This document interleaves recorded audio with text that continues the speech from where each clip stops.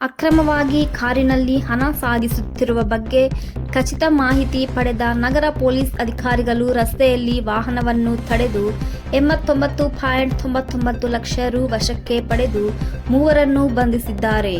ಭಾರೀ ಪ್ರಮಾಣದಲ್ಲಿ ಹಣ ಸಾಗಿಸುತ್ತಿರುವ ಬಗ್ಗೆ ಮಾಹಿತಿ ಪಡೆದ ಪೊಲೀಸರ ತಂಡ ಕಾರ್ಯಾಚರಣೆ ನಡೆಸಿ ಕೇಶವಾಪುರ ಬಳಿ ಸಾಗಿಸುತ್ತಿದ್ದ ಹಣವನ್ನು ಪತ್ತೆ ಹಚ್ಚಿ ಆರೋಪಿಗಳಾದ ಪಾಂಡುರಂಗಪ್ಪ, ಕಮಲಾ ಮತ್ತು ಬಾಲಕೃಷ್ಣ ಎಂಬ ಮೂವರು ವಿರುದ್ಧ ಕಾನೂನು ಕ್ರಮ ಜರುಗಿಸಿ ತನಿಖೆ ಮುಂದುವರಿಸಲಾಗಿದೆ.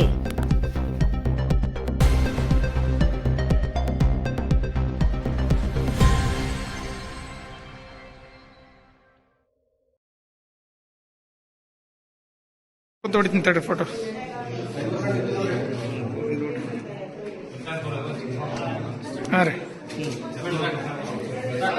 ನಮ್ಮ ಚಾನೆಲ್ ಅನ್ನು ನೀವು ನೋಡ್ತಾ ಇದ್ರೆ ಸಬ್ಸ್ಕ್ರೈಬ್ ಮಾಡಿ, ಪಕ್ಕದಲ್ಲಿರುವ ಬೆಲ್ ಬಟನ್ ಅನ್ನು ಒತ್ತಿ.